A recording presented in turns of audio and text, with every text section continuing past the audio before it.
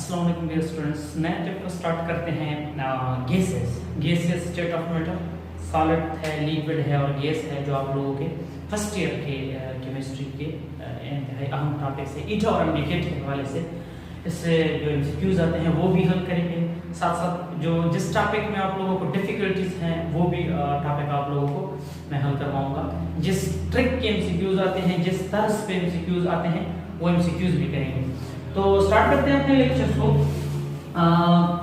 Gases क्या है? पहली बात, it is a state of matter which has definite no definite shape. इसका कोई भी डिफिनेट शेप नहीं होता और नो डिफिनेट वॉल्यूम, ना तो वॉल्यूम डिफिनेट है ना शेप डिफिनेट है। मींस जितना भी वॉल्यूम गैस को अवेलेबल है वो सारा उसको घेर लेता है, जितना भी वॉल्यूम है। फॉर एग्जांपल इस कमरे में अगर मैं लिक्विड रख देता हूँ पानी, तो पानी बोतल में रहेगा, तो जितना बोतल किसी ओपन कंटेनर में मैंने रख दिया, किसी ओपन कंटेनर में किसी कप में रख दिया, तो कप जो है, ये कप है मेरे पास, तो ये सिर्फ और सिर्फ कप तक इतना वॉल्यूम घेरेगा। पानी, अगर मैं वाटर की बात करूँ, वाटर उसकी बात करूँ, ये फॉर एग्जांपल रूम है। लेकिन अगर इसी कप में, किसी बंद कप में मैं कोई गैस रखूं, क्या रखूं? गैस रखूं और इसको फिर खोल दूं, ओपन कर दूं, तो वो क्या करेगा? वो गैस यहां से निकल के जितना भी स्पेस उसको अवेलेबल है वो सारा का सारा घेर लेगा। तो इन्हीं पहले इतना वॉल्यूम था, अब उन्होंने वॉल्यूम इतना भी लिया, तो मींस कोई डिफिनेट वॉल्यूम नहीं है। शेप भी डिफिनेट नहीं है। अगर ये रूम कप इस तरह है तो इस गैस का शेप इस तरह है, लेकिन अगर ये कप इस तरह है, कोई इस तरह का कप है, तो ये उसका शेप इसी तरह है। तो इन जिस कंटेनर में उसको रख लिया जाए तो उसी की शेप को अडॉप्ट कर लेता है, तैयार कर लेता है।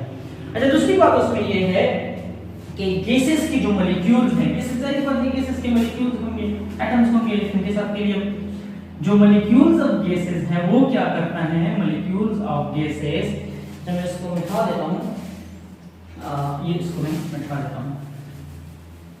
Molecules of gases exert pressure. Molecules of gases वो क्या करते हैं? exert pressure. वो pressure exert करते हैं। pressure exert कैसे करते हैं? Let's suppose मेरे पास ये कंटेनर है, ये क्या है? कंटेनर है, इसमें गैस की मॉलिक्यूल है, गैस की मॉलिक्यूल। तो गैस की मॉलिक्यूल की क्या होती है? गैस की मॉलिक्यूल्स की काइनेटिक एनर्जी होती है।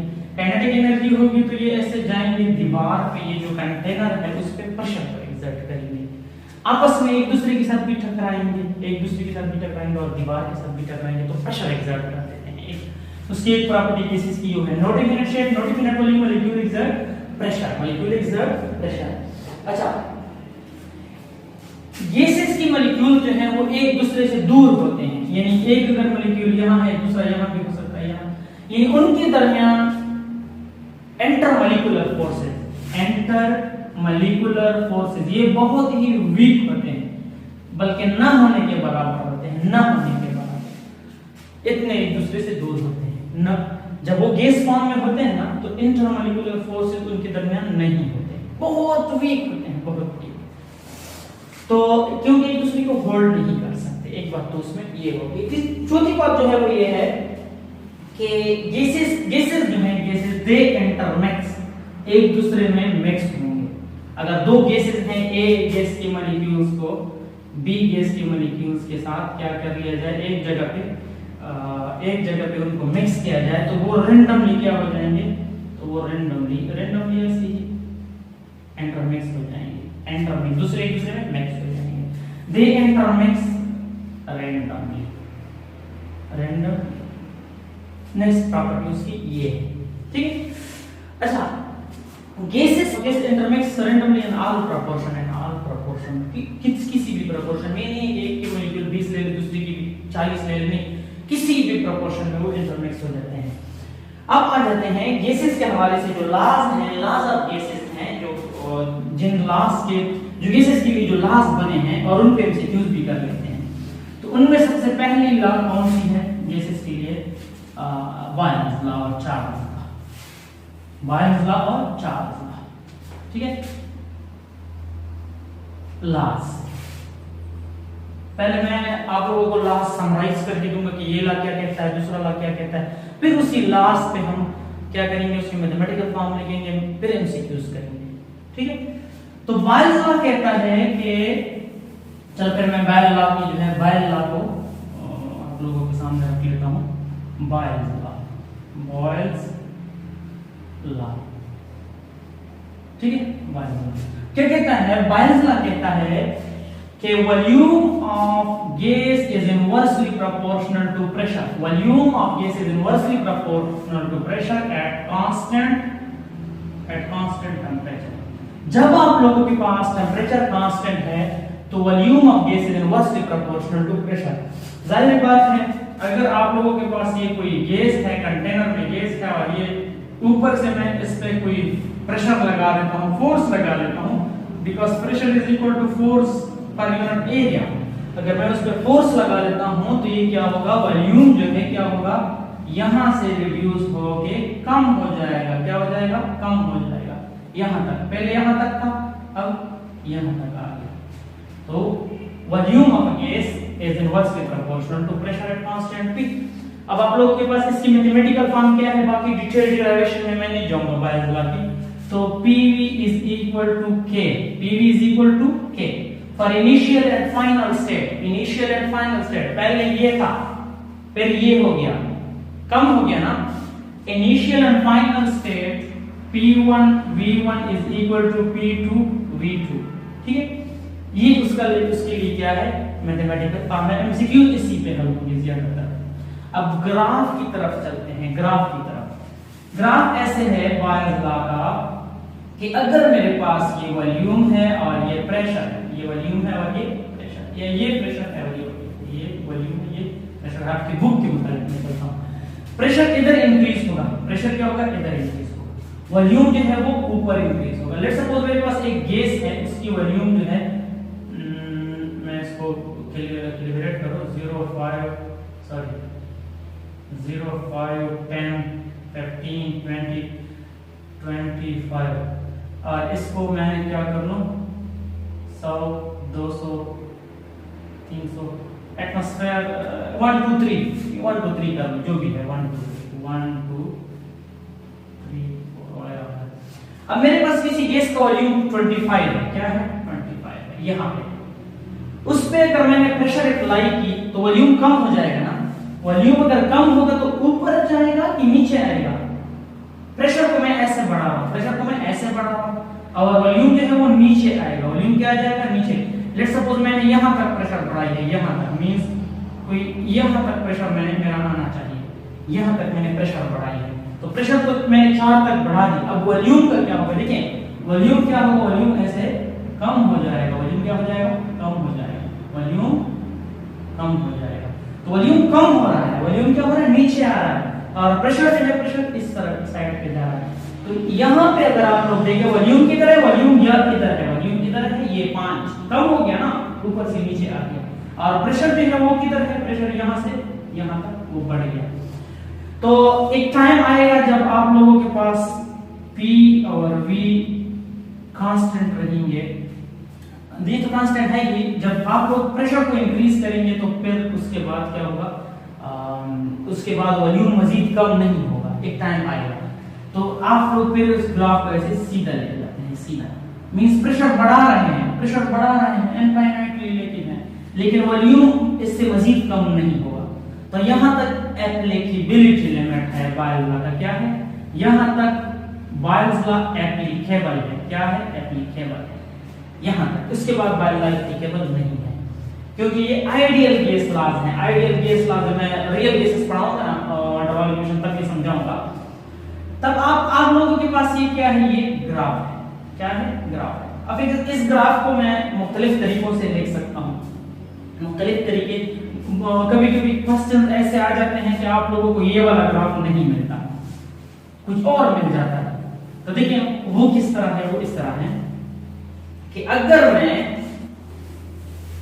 बायल्स लॉ में हमने पढ़ा कि PV is equal to K, PV is equal to K, यानी प्रेशर और वॉल्यूम का जो रिजल्ट आएगा वो कांस्टेंट होगा।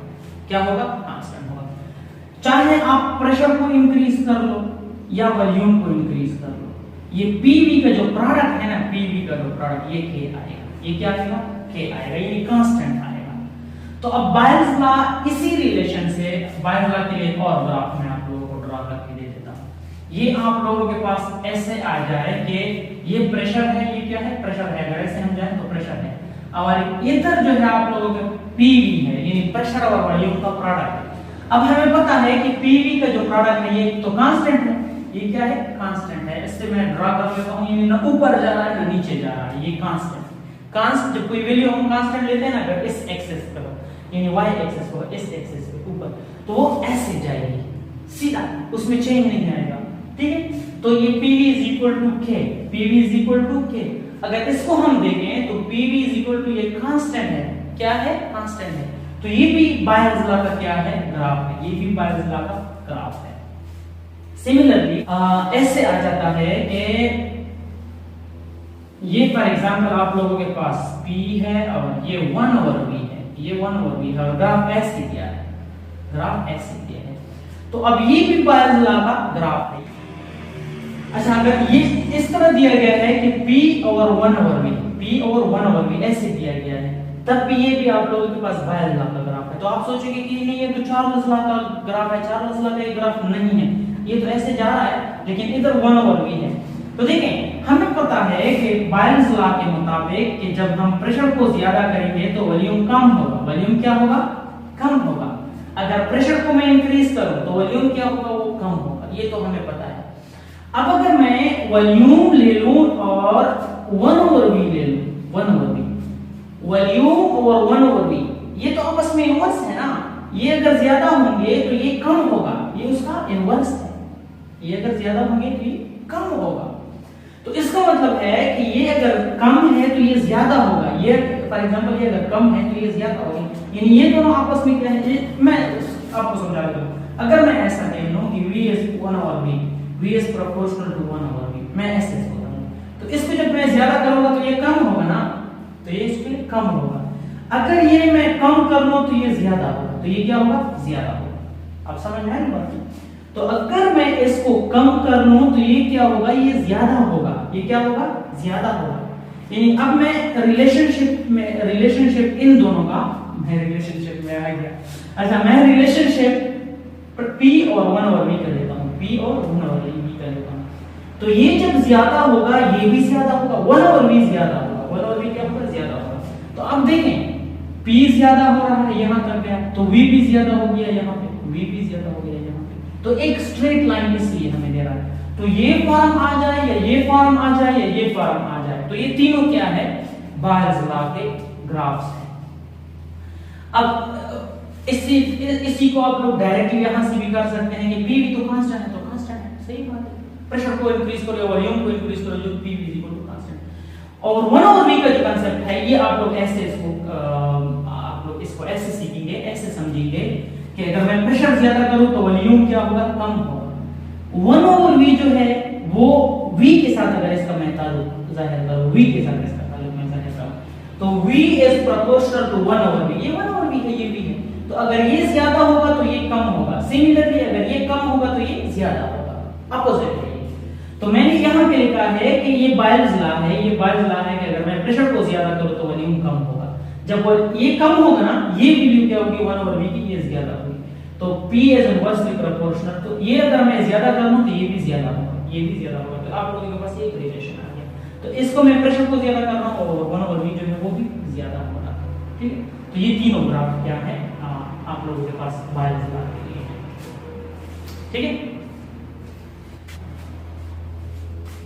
नेक्स्ट आ जाते हैं चार्ल्स लॉ। चार्ल्स लॉ भी बोलते हैं, चार्ल्स लॉ भी बोलते हैं, बहरहाल आप लोगों की अपनी मर्जी है, जो भी बोले आप इसको बोले, मेरे क्या जाता है। चार्ल्स लॉ या चार्ल्स लॉ, चार्ल्स लॉ क्या है, ये कहता है कि अगर volume is directly proportional to temperature, volume is directly proportional to temperature such that pressure is equal to constant. अगर प्रेशर कांस्टेंट है तो volume is directly proportional to temperature. तो ऐसे आप लोग इसको ग्रामेटिकली रिप्रेजेंट करेंगे। प्रेशर कांस्टेंट का मतलब ये है कि इस पे मैं फोर्स नहीं लगा रहा हूं, ये मूवेबल है, ये ऊपर नीचे जा सकता है और इस पे मैं कोई फोर्स नहीं लगाऊंगा, ऊपर जाए या नीचे जाए कोई फोर्स नहीं लगाऊंगा। तो फोर्स नहीं लगाएंगे, P is equal to F divided by A, जब मैं फोर्स नहीं लगाऊंगा तो ये क्या होगा, कांस्टेंट होगा ना, पहले जितना था उतना है, जैसे थे आप लोगों को याद आया, अगर आप लोगों ने वो असेंबली की हो स्कूल में तो कहते स्टैंड इजी, जैसे थे, आसान बाश। अच्छा, तो ये क्या है, आप लोगों के पास गैस है कोई, अगर इसको मैं इसकी टेम्परेचर को मैं इंक्रीज करूं, क्या करूं, टेम्परेचर को मैं इंक्रीज करूं, नीचे से कोई आग लगा दूं, तो इसके जो मॉलिक्यूल्स है ये ऊपर की तरफ क्या हो जाएंगे, तेजी के साथ दौड़ेंगे, तेजी के साथ टकराएंगे, काइनेटिक एनर्जी उसकी ज्यादा होगी, क्योंकि काइनेटिक एनर्जी हमें पता है कि kinetic energy is equal to 3/2 kT, ये ज़हन में रखें, K is called Boltzmann constant, kinetic energy is equal to 3/2 kT, यानी kinetic energy is directly proportional to temperature, ये टेम्परेचर के साथ डायरेक्टली प्रोपोर्शनल है, तो टेम्परेचर के साथ kinetic energy डायरेक्टली प्रोपोर्शनल है, तो ये क्या करेंगे, इसको ऊपर की तरफ धक्का देंगे, जब धक्का देंगे तो ये क्या आ जाएगा, ये वॉल्यूम यहां तक आ जाएगा, ठीक है, वॉल्यूम यहां तक आ जाएगा, ये ऊपर ले जाएगा, ये थोड़ा सा मैं इसके मुताबिक इसको ड्रा करता हूं, ठीक। तो ये कहता है कौन, ये कहता है चार्ल्स लॉ, कौन कहता है, आइडियल गैस लॉ, ये जो मैं पढ़ा नहीं, आइडियल गैस लॉ पढ़ा। अब V is equal to constant लगा देते हैं kT, या K is equal to V/T, ये ज़हन में रखिएगा, V/T is equal to constant, V/T is equal to constant, ये चार्ल्स लॉ की एक मैथमेटिकल फॉर्म है। या अगर इनिशियल एंड फाइनल स्टेट, पहले ये इतना था, फिर जब मैंने नीचे से आग लगा दी तो फिर क्या हो गया, ये बढ़ गया, तो इनिशियल, ये फाइनल स्टेट है, ये इनिशियल स्टेट, इनिशियल और फाइनल स्टेट के लिए V1 divided by T1 is equal to K is equal to, ये K के बराबर है ना, is equal to V2 divided by T2, चलो K को दरमियान से हटा देते हैं, ये दोनों आपस में बराबर है, A is equal to B is equal to C, तो मैं डिटेल में नहीं जाऊंगा। तो ये आप लोगों के पास चार्ल्स लॉ का मैथमेटिकल फॉर्म है, चार्ल्स लॉ का mathematical form, V1 divided by T1 is equal to V2 divided by T2, इस पे हम एमसीक्यूज करेंगे जब हम एमसीक्यूज वाले सेक्शन में जाएंगे। अब इसके ग्राफ के हवाले से अगर मैं बात करूं तो ग्राफ के हवाले से क्या है, तो मैं इसको मिटा देता हूं, ये मिटा देता हूं, ये रिलेशन भी मिटा देता हूं, पास करके नोट कीजिए अगर आप लोग नोट करना चाहते हैं, बहरहाल नोट्स आप लोगों को अवेलेबल होंगे।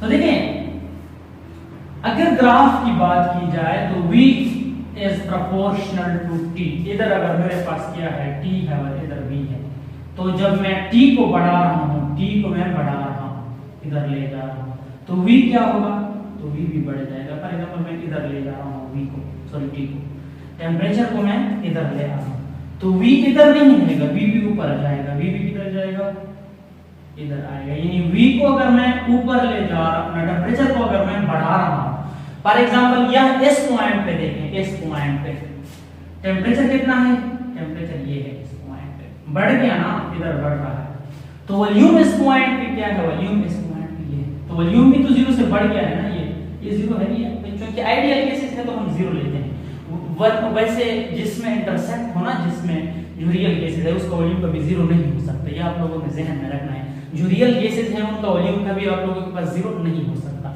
अच्छा, ये आप लोगों के पास क्या है, वॉल्यूम भी बढ़ गया है, यानी V is proportional to T, ठीक है। तो ये आप लोगों के पास कौन सा ग्राफ है, चार्ल्स लॉ के लिए ग्राफ है। अब जो बायस लॉ के लिए मैंने 3 ग्राफ ड्रा किए थे, तो इसी के लिए भी 3 ग्राफ ड्रा करूंगा। हाँ, नेक्स्ट ग्राफ इसका क्या होगा, नेक्स्ट ग्राफ इसका ऐसे होगा, अब आप लोगों को पता है कि V divided by T is equal to K, तो अगर आप लोगों के पास ऐसे ग्राफ आ जाए कि इधर टेम्परेचर इंक्रीज हो रहा है और इधर उन्होंने लिखा है कि V/T, ये तो वेरिएबल्स है ना, V/T, कोई भी वैल्यू वो दे सकते हैं कि अगर ये इंक्रीज हो रहा है तो ये क्या होगा, अगर ये डिक्रीज हो रहा है, ये इंक्रीज हो रहा है तो इसका क्या होगा, तो कोई भी वैल्यू आप इसको दे सकते हैं। अगर V/T, इधर V/T है और इधर T है, तो अगर वो ऐसे उसको ग्राफ ऐसा है, ये इसका मतलब है कि V/T कांस्टेंट है, V/T क्या है, कांस्टेंट है, ना ऊपर जा रहा है ना नीचे जा रहा है, सीधा जा रहा है अपनी मंजिल की तरफ रवाना। तो V/T is equal to K, V/T is equal to K, तो कांस्टेंट है, तो कांस्टेंट है, तो ये कौन सी लॉ हो गई, चार्ल्स लॉ हो गई, कौन सी लॉ हो गई, चार्ल्स लॉ हो गई। तो इसका मतलब है कि ये भी चार्ल्स लॉ का एक ग्राफ है, क्या है, ग्राफ है। अब दूसरे वाले को, दूसरे में आप लोग तीसरा जो ग्राफ है जो आप लोगों को थोड़ा सा मुश्किल लग रहा है, लेकिन मुश्किल है नहीं, वो आप लोगों को ड्रा करके दे देता हूं। तीसरा ग्राफ है ये वाला, ठीक है।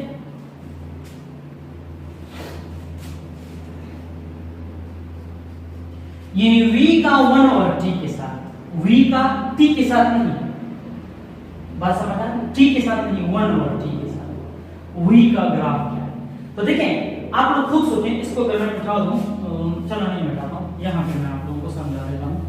जब हम v को इंक्रीज कर रहे हैं, v को क्या कर रहे हैं, इंक्रीज कर रहे हैं, सॉरी t को इंक्रीज कर रहे हैं, t को अगर हम t की बात है, और जब t इंक्रीज होगा तो v होगा। जब हम v इसको इंक्रीज कर रहे हैं तो ये भी इंक्रीज हो रहा है। तो ये तो असल फॉर्म है इस चीज का, चार्ल्स लॉ का जो फॉर्म है वो ये है कि t इंक्रीज होगा तो v भी इंक्रीज होगी, ठीक है। वॉल्यूम डायरेक्टली प्रोपोर्शनल है तो मुझे कोई मसला नहीं है। लेकिन अगर मैं ऐसा कर लूं कि t और 1/t का रिलेशन कर लूं, 1/t, t और 1/t, याद रखें t और 1/t, इसको मैं मिटा देता हूं।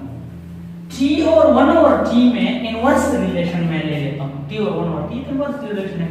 अगर ये मैं ज्यादा करूं तो 1/t क्या होगा, ये कम होगा। ये क्या होगा, क्योंकि ये दोनों इनवर्स है ना, इनवर्स है। तो अगर मैं इसको ज्यादा करूं तो ये कम होगा, ये क्या होगा, कम होगा, याद रखें। अगर इसको मैं कम करूं तो ये ज्यादा, तो ये ज्यादा होगा। तो t को अगर मैं ज्यादा करूं तो 1/t क्या होगा, कम होगा। इनवर्स रिलेशन है। तो खुद सोचें, अगर t को मैं, ये v तो ज्यादा है, t भी ज्यादा है, ये तो आपस में रिलेशन है चार्ल्स लॉ का, ये तो ट्रू है। अब देखिए 1/t की बात अगर मैं करूं, 1/t, तो ये अगर ज्यादा हो रहा है, इसकी बात मैं नहीं करूं, ये इससे के साथ मैं जोड़ रहा हूं, t और 1/t। अगर ये ज्यादा हो रहा है तो ये कम होगा ना, अगर ये ज्यादा है तो ये कम होगा। तो देखें ये रिलेशन जो है, ये t को मैं छोड़ देता हूं। अब मुझे पता चल गया ना, ये t अगर ज्यादा हो रहा है तो ये कम हो रहा है, तो मुझे ये वैल्यू जो है असल में ये वैल्यू है, लेकिन ये इसका इनवर्स है, ठीक है। तो ये आप लोगों के पास क्या है, कम हो रही है। इसका मतलब है कि अगर v ज्यादा है, v ज्यादा हो रही है, तो v यहां पे है, तो यहां पे है, ज्यादा है ना, यहां पे ये v है। अगर v ज्यादा है तो 1/t क्या होगा, वो कम होगा। वो अगर कम होगा तो मैं 1/t को ऐसे ले आऊंगा, ऊपर नहीं ले जाऊंगा इस तरह, ठीक है, ऊपर नहीं ले जाऊंगा। वन यहां से मैं फॉर एग्जांपल शुरू कर लेता हूं। अगर v मेरे पास इस पॉइंट पे है, v मेरे पास इस पॉइंट पे है, तो 1/t क्या होगा, ऊपर जाएगा नहीं, 1/t कम होगा। कम जब होगा तो आप लोग ऐसे ग्राफ ड्रा करेंगे, ऐसे ग्राफ ड्रा करेंगे। तो ये भी आप लोगों के पास क्या है, ये भी आप लोगों के पास चार्ल्स लॉ, ये भी ग्राफ, और यहां पे जो मैंने ड्रा किया था v और t का, ये भी था, ये तीनों चार्ल्स लॉ के क्या है, ग्राफ्स हैं। ये ग्राफ के हवाले से p1 v1 p2 t2 वगैरह के एमसीक्यूज हम लास्ट में करेंगे, ठीक है। अच्छा स्टूडेंट, नेक्स्ट जो लॉ है आप लोगों के पास वो है गे-लुसिक लॉ। तो गे-लुसिक लॉ क्या कहता है, गे-लुसिक लॉ कहता है कि अगर pressure is directly proportional to temperature if volume is equal to constant, in volume is equal to constant. तो तीन लॉ है, फाइनल चार्ल्स लॉ और गे-लुसिक लॉ। एक में प्रेशर कांस्टेंट है, एक में वॉल्यूम कांस्टेंट है, और एक में टेंपरेचर कांस्टेंट और एक में वॉल्यूम कांस्टेंट, एक में प्रेशर कांस्टेंट। एक वैल्यू को हमने कांस्टेंट लिया है। तो pressure is directly proportional to temperature. अब इसको थोड़ा सा डायग्रामेटिकली गे-लुसिक लॉ तो डायग्रामेटिकली एक्सप्लेन करते हैं। तो ये आप लोगों के पास क्या है, ये आप लोगों के पास कंटेनर है, इसका वॉल्यूम फिक्स है। वॉल्यूम क्या है, कांस्टेंट। कांस्टेंट का मतलब ये है, वॉल्यूम कांस्टेंट का मतलब ये है कि ये जो कंटेनर है ना बढ़ रहा है ना कम कर रहा है, ये फिक्स बाउंड्रीज है, तो वॉल्यूम कांस्टेंट है। जितनी जगह है उतनी जगह है, ना ज्यादा में तो नहीं है ना तो वॉल्यूम कांस्टेंट। अब अगर मैं क्या करूं, अगर मैं इसको टेंपरेचर दे दी, इसका टेंपरेचर क्या करो, इंक्रीज करो, टेंपरेचर इंक्रीज करो, तो इसके अंदर जो मॉलिक्यूल्स हैं ये क्या करेंगे, इसकी काइनेटिक एनर्जी ज्यादा होगी, तो ये तेजी के साथ इधर जाएंगे, स्पीड के साथ, फोर्स ज्यादा लगाएंगे। क्या लगाएंगे, फोर्स ज्यादा लगाएंगे। कोई आप इस तरह दीवार के साथ दौड़ रहे हैं ना, फॉर एग्जांपल मैं ऐसे इस बोर्ड के साथ क्या कर रहा हूं, ऐसे जा रहा हूं काइनेटिक एनर्जी के साथ, और इस बोर्ड के साथ टच होता हूं। तो टच होना 2-3 तरीकों से होता है। अगर मैं स्लोली टच हुआ तो मुझे कोई तकलीफ नहीं, अगर मैं तेजी के साथ आ रहा हूं, दौड़ रहा हूं, मुझे सामने बोर्ड नहीं दिखाई दे रहा, तो ऐसे टच हो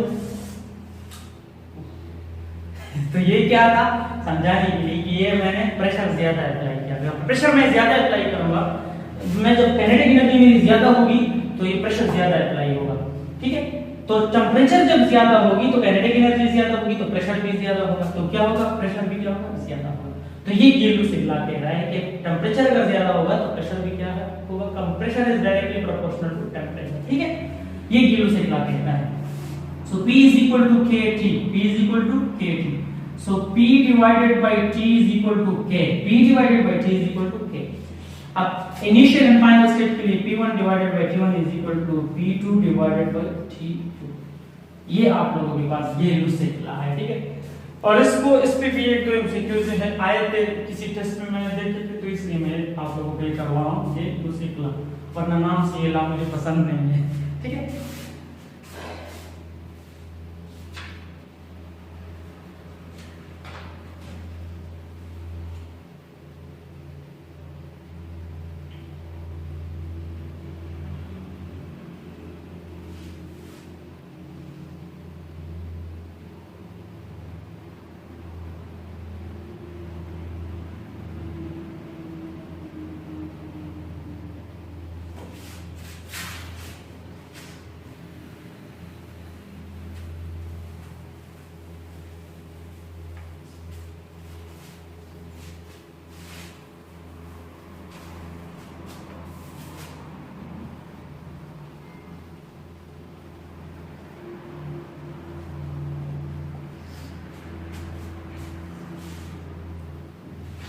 नेक्स्ट जो लॉ है आप लोगों के पास वो है एवोगाड्रो लॉ। क्या है एवोगाड्रो लॉ? एवोगाड्रो लॉ कहता है कि volume is directly proportional to n। Volume is directly proportional to n, यानी वॉल्यूम जो है वो नंबर ऑफ मोल्स के साथ, n क्या है, number of mole of gas. Volume ज्यादा होगा अगर नंबर ऑफ मोल्स ज्यादा है, वॉल्यूम ज्यादा होगा अगर नंबर ऑफ मोल्स ज्यादा है। तो ये कौन कहता है, ये एवोगाड्रो लॉ कहता है। So V is equal to K, n जो भी है। तो आप लोगों के पास वॉल्यूम जो है वो नंबर ऑफ मोल्स के साथ डायरेक्टली रिलेटेड है। तो देखिए एमसीक्यू से कैसे आएंगे, अब आप लोगों को वॉल्यूम दिया गया होगा कि फॉर एग्जांपल मेरे पास 2 लीटर ऑफ गैस है और 3 लीटर ऑफ गैस है और 4 लीटर ऑफ गैस है, या 4 लीटर की बजाय अगर यहाँ पे डीएम क्यूब आ जाए तो भी एक ही बात है, डीएम क्यूब या सीएम क्यूब जो भी आ जाए, तो इसमें किस में नंबर ऑफ पार्टिकल ज्यादा होंगे, सॉरी हाँ किसका वॉल्यूम ज्यादा होगा, किसका वॉल्यूम ज्यादा होगा, नंबर ऑफ पार्टिकल्स के साथ भी मैं रिलेशन बताऊंगा। तो n में से किसका वॉल्यूम जो है ज्यादा, वॉल्यूम तो डेफिनेटली इसका ज्यादा है। अगर ये बताए कि नंबर ऑफ मोल्स किसके ज्यादा होंगे तो नंबर ऑफ मोल्स इसके ज्यादा होंगे, ठीक है, because number of moles is equal to volume of gas divided by molar volume. ये एक फार्मूला है आप लोगों के पास, number of moles is equal to volume of gas divided by molar volume. ये ध्यान में रखें, इसको आप लोग हाईलाइट करें, ये एमसीक्यूज के लिए है। तो number of moles is equal to molar volume जो है वो इसकी फिक्स वैल्यू है, अगर एसटीपी मोलर वॉल्यूम जो है वो 22.4 है, डीएम क्यूब है, मोल पर डीएम क्यूब है, मोल पर डीएम क्यूब ना, डीएम क्यूब पर मोल, सॉरी डीएम क्यूब पर मोल, मोलर वॉल्यूम की यूनिट है, डीएम क्यूब पर मोल है। तो इसकी फिक्स वैल्यू है 22.4 लीटर पर मोल। अगर यहाँ पे लीटर पर मोल आ जाए तब भी एक ही बात है, या डीएम क्यूब पर मोल आ जाए, तो ये मोलर वॉल्यूम, ठीक है।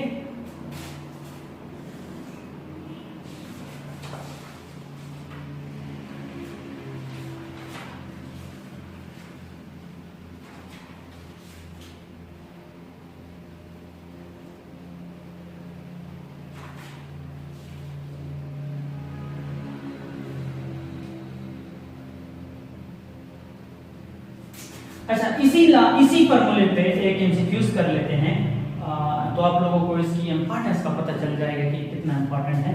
मैं फार्मूला जो है वो छोड़ देता हूँ, फार्मूला छोड़ देता हूँ और आप लोगों को एमसीक्यू लिखवा देता हूँ। तो एमसीक्यू कुछ इस तरह है कि the number of moles, question इस तरह है, the number of moles of nitrogen present in 2.24 liter of nitrogen R, वो कितने हैं?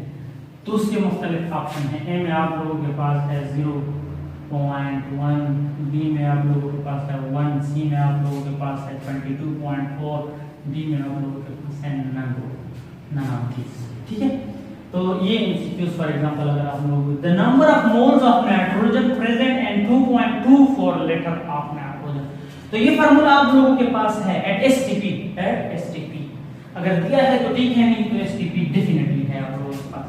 तो देखिए नंबर ऑफ मोल्स आप लोग डिफाइन करें, ये क्या है, ये मोल्स है, ये क्या है, मोल्स है।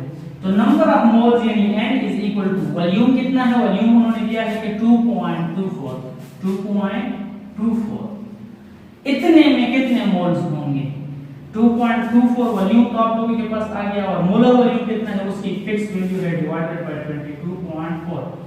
तो ये जब आप डिवाइड करेंगे तो इससे आप लोगों के पास 0.1 आएगा। क्या आएगा, 0.99 आ जाए तो 991 के बराबर है ना, 0.99 जो है वो 0.1 के बराबर है ना, सॉरी 0.099 अगर आ जाए तो जो भी आ जाए इसको अगर आप करेंगे तो 0.1 आता है। क्या आता है, 0.1। तो मैं सिर्फ बता रहा था कि ये फार्मूला इसकी कितना इंपॉर्टेंट है। इस तरह के एमसीक्यू जो होते हैं जो आप लोगों को डिफिकल्ट लगते हैं वो इसी फार्मूले पे होते हैं, या इसको आइडियल बेसिक इक्वेशन भी कर सकते हैं। ठीक है, तो ये जो मैंने बताया अभी ये एवोगाड्रो लॉ। अच्छा, नेक्स्ट जो आप लोगों के पास है वो है आइडियल गैस इक्वेशन। तो there is a very famous equation, ideal gas equation. बहुत सारे एमसीक्यू इस पे हल होते हैं, आइडियल गैस इक्वेशन। तो इसका जो फाइनल फॉर्म है वो मैं लिख लेता हूं, PV = nRT। तो स्टूडेंट्स अगर आप लोगों ने इसकी डेरिवेशन की हो तो ये बायल्स लॉ, चार्ल्स लॉ और ये एवोगाड्रो लॉ इसका कॉम्बिनेशन है। बायल्स लॉ, चार्ल्स लॉ और एवोगाड्रो लॉ का कॉम्बिनेशन है। तो इसको ये भी कहते हैं combined gas law, combined gas law. ये जो है ये आइडियल गैस इक्वेशन को इसको कहते हैं कंबाइंड गैस लॉ। तो तीनों लॉ उन्होंने आप लोगों ने कंबाइन किए हैं, तो इससे आप लोगों के पास ये इक्वेशन आ गया है। और ये भी ध्यान रखिए कि आइडियल गैस इक्वेशन या combined gas equation, this is for ideal gases, this is for ideal gases. ठीक है, at all temperature and pressure, not for real gases at all temperature. Real gases के लिए एक टाइम पे applicable है, तो आगे जो है ये फिर बताता है। फिर रियल गैसेस आप लोगों के पास जो एटमॉस्फेयर है या आप लोगों के पास जो सिस्टम है उसमें तो रियल गैसेस हैं। तो रियल गैसेस के लिए कौन सी इक्वेशन है, तो रियल गैसेस के लिए जो इक्वेशन है वो है वैन डर वाल इक्वेशन। क्या है, वैन डर वाल इक्वेशन, वैन डर वाल। ठीक है, वैन डर वाल इक्वेशन क्या है, P + A divided by A n² divided by B² into V minus NB, V minus B या V into N minus B, इस तरह ये आप लोगों के पास क्या है, तो स्टूडेंट्स इस सेक्शन में हम क्या करेंगे, हम बायल्स law, Charles law, Avogadro law, ideal gas equation के एमसीक्यू करेंगे। मैंने डायरेक्टली आप लोगों को एमसीक्यू क्यों नहीं करवाए, इसलिए नहीं करवाए ताकि आप लोगों को ये एनालिसिस का आप लोग कर सके कि फॉर एग्जांपल मैंने आप लोगों को बायल्स लॉ पढ़ा रहा हूं तो फौरन जो है आप लोग समझेंगे कि एमसीक्यू तो बायल्स लॉ पे है, P1 V1 = P2 V2 ये वगैरह, तो आप लोग डायरेक्टली उसका आंसर आपके ज़हन में होगा। अब मैं इसलिए कर रहा हूं ताकि मेरे साथ साथ आप भी एनालिसिस करवाएं कि कौन सा एमसीक्यूज है। तो मैं एमसीक्यूज आप लोगों के लिए एक एक लिख लेता हूं। अच्छा, ये एमसीक्यूज है आप लोगों के पास है कि what is the effect of pressure, pressure का क्या इफेक्ट होगा ऑफ गैस, एक गैस का affects temperature is increased at constant volume। अगर constant volume पे टेम्परेचर को मैं क्या करूं, इंक्रीज करूं तो प्रेशर इंक्रीज होगा, डिक्रीज होगा, कांस्टेंट रहेगा, डबल रहेगा। तो इस ये मतलब ये है कि वॉल्यूम जो है वो आप लोगों के पास क्या है, कांस्टेंट है, वॉल्यूम कांस्टेंट है। और प्रेशर का what is the effect of pressure, when a gas effects temperature is increased, यानी टेम्परेचर जो है वो क्या हो रहा है, इंक्रीज हो रहा है। वॉल्यूम कांस्टेंट है, टेम्परेचर इंक्रीज हो रहा है, और प्रेशर का फिर क्या होगा, प्रेशर का क्या होगा, तो कांस्टेंट वॉल्यूम के लिए जो लॉ है आप लोगों के पास वो क्या था, बायल्स लॉ, चार्ल्स लॉ नहीं, वो गे-लुसेक लॉ था। कौन सा था, गे-लुसेक लॉ। तो गे-लुसेक लॉ कहता है कि pressure is directly proportional to temperature when volume is constant, when volume is constant. तो टेम्परेचर अगर ज्यादा हो रहा है तो प्रेशर का क्या होगा, प्रेशर भी ज्यादा होगा, प्रेशर विल इंक्रीज, क्योंकि डायरेक्ट रिलेशन है। तो प्रेशर इंक्रीजेस, ए ऑप्शन आप लोगों के पास है। तो ये फर्स्ट ये लूज निकला कि बेस पे होता है एमसीक्यू। तो आप लोगों ने ये देखना है और इसी तरह डेटा निकालना है, ठीक है। अच्छा, ये एमसीक्यू आप लोगों के पास है, कह रहा है कि the volume at STP in standard temperature और प्रेशर पे the volume of a gas is 40 ml। Volume कितना है? 40 ml है। If pressure is increase to 800 mm of Hg at same temperature, इसी टेंपरेचर पे what will be the volume of gas. तो volume of gas आप लोगों के पास क्या है?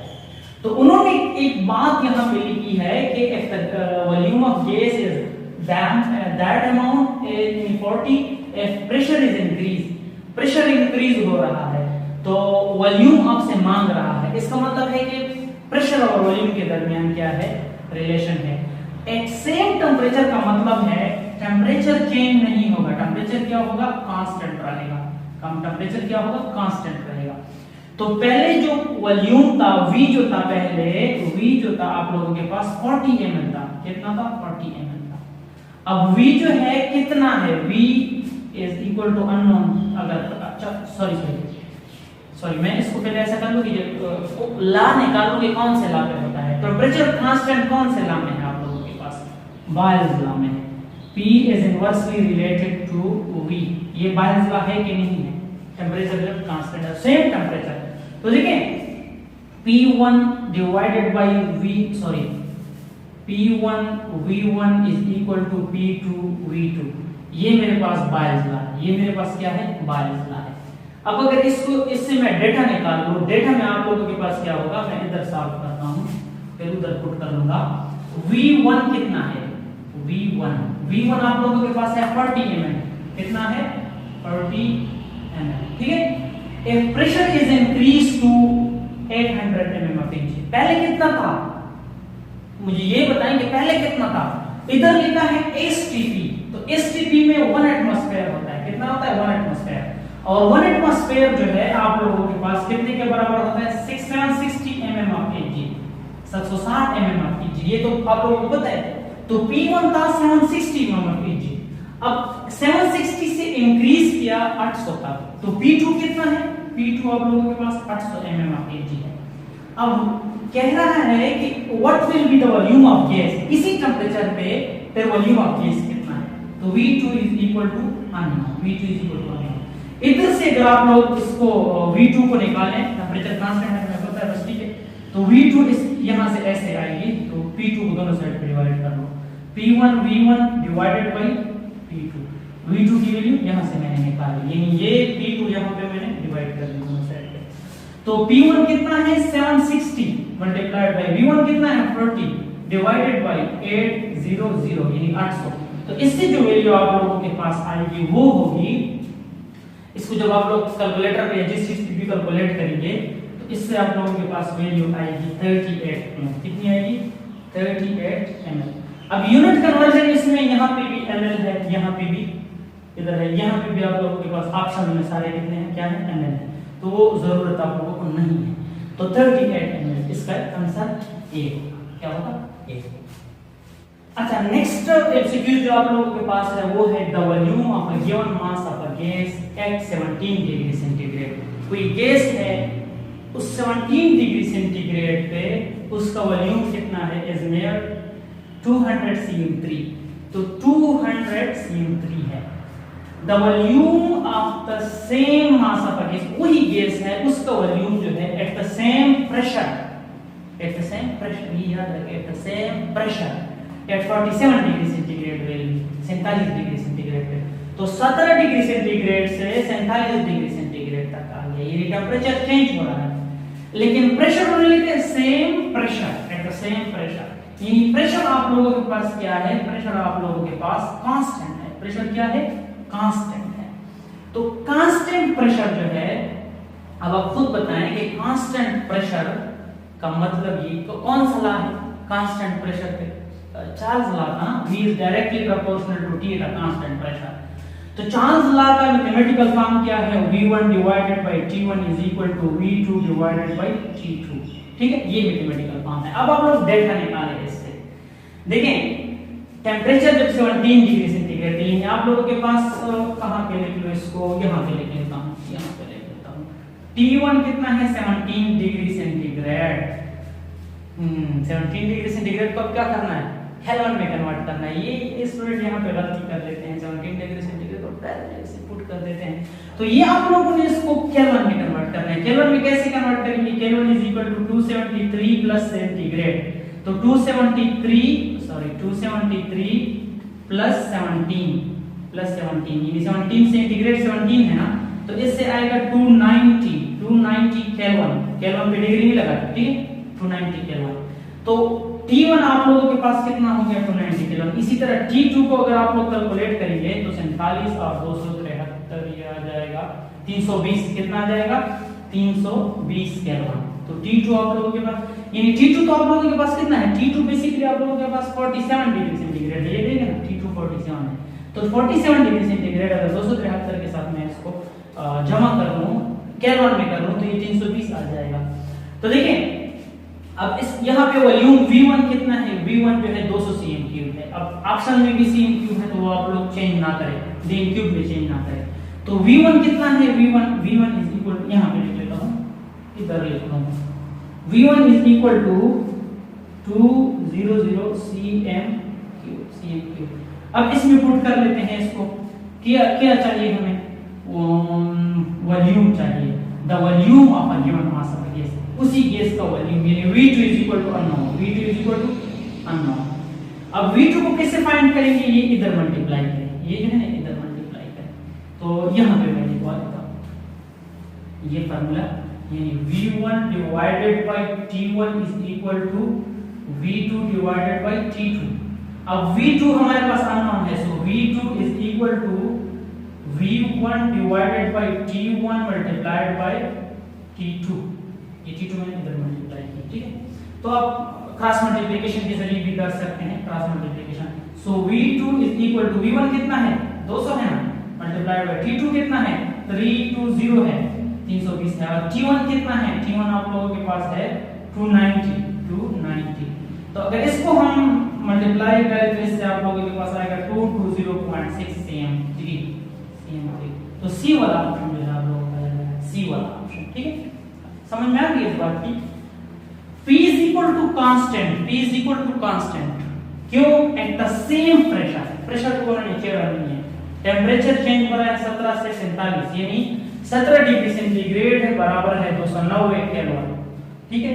और ये 47 degree centigrade is equal to 320 kelvin. Kelvin पे डिग्री नहीं लगती, ठीक है, एब्सोल्यूट टेम्परेचर। तो T1 और T2 तो हो गया। V1 कितना है, ये जो आप लोगों के पास है दिस इज V1।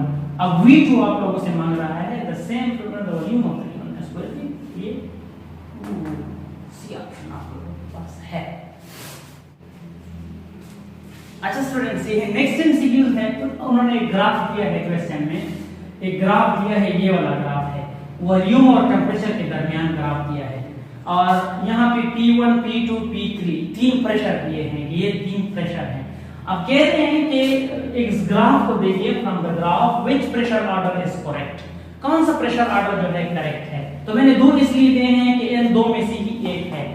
तो देखिए P3 ज्यादा है, P2 ज्यादा है, P1 ज्यादा है, या ये वाला P1 ज्यादा है, P2 ज्यादा है, फिर P3 ज्यादा है, कौन सा ऑर्डर जो है वो करेक्ट है, इस ग्राफ से आप लोगों ने फाइंड करना है। तो कैसे फाइंड करेंगे, P1 ज्यादा है, डायरेक्टली बस कर ले, तुक्का लगा ले, शायद ठीक हो जाए, क्योंकि ऊपर है P1। नहीं तो बेटा ऐसे नहीं है, इसको आप लोगों को पता है कि ऐसे जब एमसीक्यूज होते हैं ना, तो इस और इस, ये जो दो एक्सेस हैं, दो क्वांटिटीज हैं, इनमें से एक को कांस्टेंट रखिए, या ये तो कांस्टेंट रखिए, ये कांस्टेंट रखिए। अगर आप लोगों को याद हो, किसी भी लॉ में दो वेरिएबल्स होते हैं, तीसरा कांस्टेंट होता है, दो वेरिएबल्स होते हैं, तीसरा कांस्टेंट होता है। V is proportional to T, V is proportional to T, तो प्रेशर क्या था, कांस्टेंट था। अगर V is proportional to 1, sorry V is proportional क्या था, pressure is inversely proportional to 1 और V जो भी है, तो इसमें क्या था, T कांस्टेंट था, T कांस्टेंट था। तो एक कांस्टेंट होता है, तो मैं वॉल्यूम को कांस्टेंट रखता हूं, वॉल्यूम को क्या रखता हूं, कांस्टेंट। अब मैंने ये भी बताया था कि कांस्टेंट मींस ग्राफ में वो ऐसे जा रहा है, ग्राफ में वो ऐसे जा रहा है, ग्राफ में वो किधर जा रहा है, ये यहां से फॉर एग्जांपल मैं कर कोई उसमें चेंज नहीं होगी। चलो ये तो थोड़ा सा टेढ़ा हो गया, तो मैं इसको ठीक कर देता हूं ऐसे, ठीक है। तो वॉल्यूम जो है मैंने कांस्टेंट रख दी। क्या रख दी? कांस्टेंट। कांस्टेंट मीन न ऊपर जा रहा है न नीचे जा रहा है। So v is equal to constant, v is equal to constant.